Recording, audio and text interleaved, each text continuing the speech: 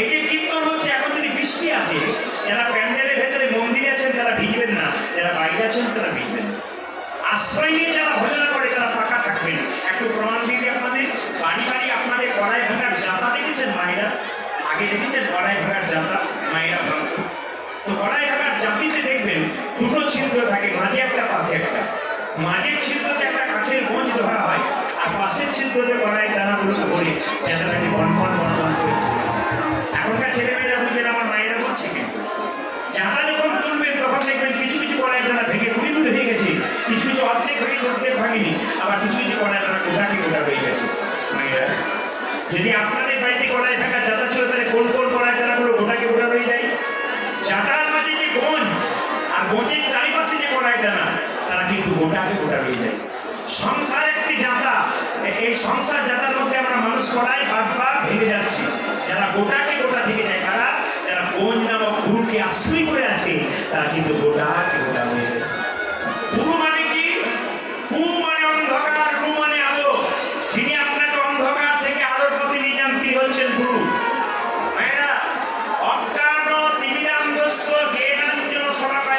মানেটা বুঝতে হবে। তার মানে কি?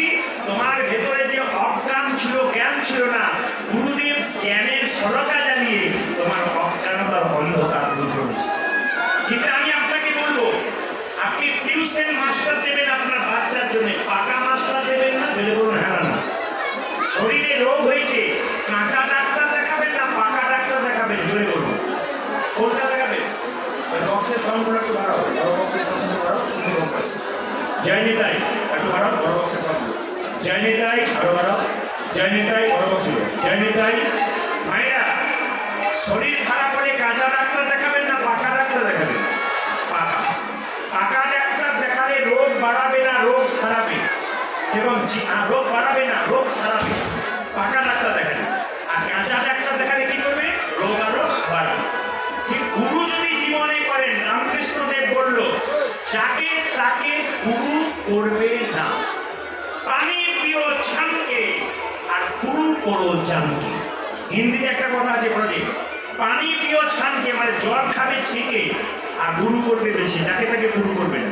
রাস্তাঘাটে দেখতে পেলে নি বলে এখানে গুরু করবো তা নয়, গুরুকে চিনতে ভাবনা চিন্তা করে করবেন। কেন?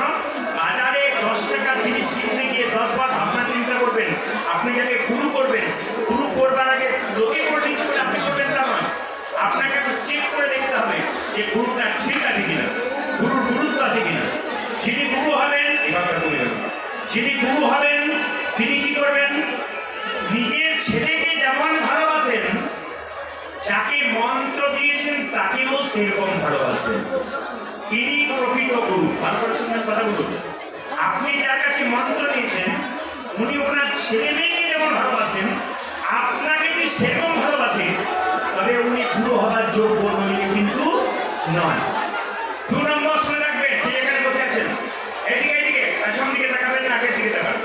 পেছন দিকে তাকালেই মরতে হবে, পেছন দিকে তাকালে মরবেন। কেন মরবেন? অ্যানিম্যাল প্ল্যান্ট দেখেছেন? টিভিতে দেখেছেন? সে বাঘ সিংহ এসব অনুষ্ঠান দেখেন? দেখবেন একটা একটা একটা হরিণকে বাঘ টেনে নিয়ে চলে যাচ্ছে, কিন্তু বাঘ কোনো মতে হরিণকে ধরতে পারে না।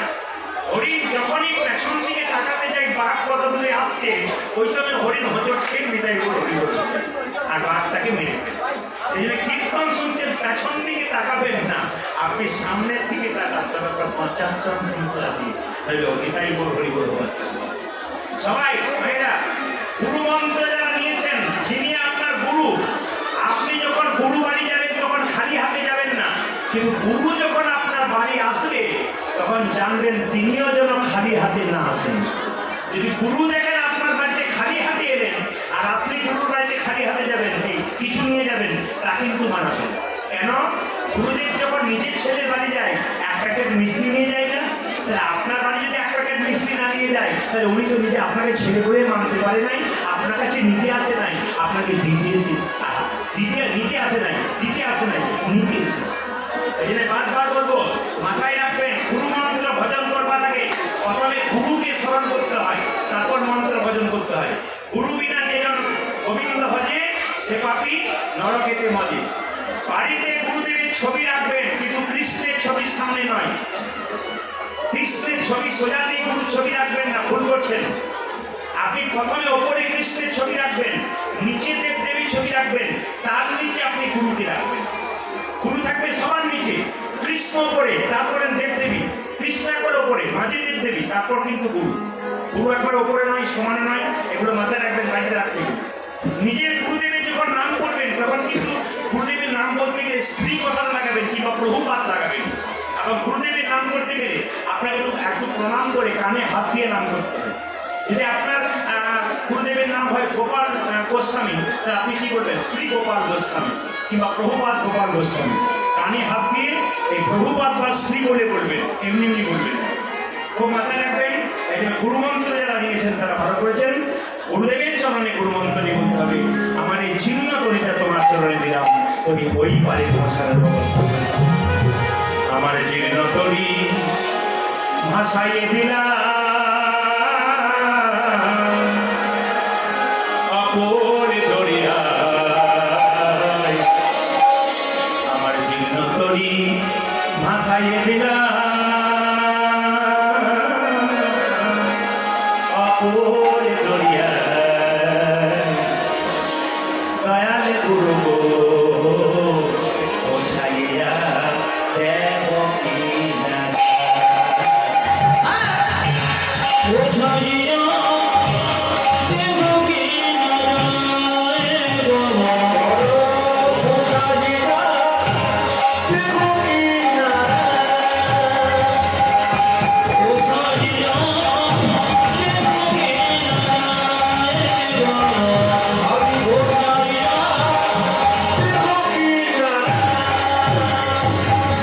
তুমি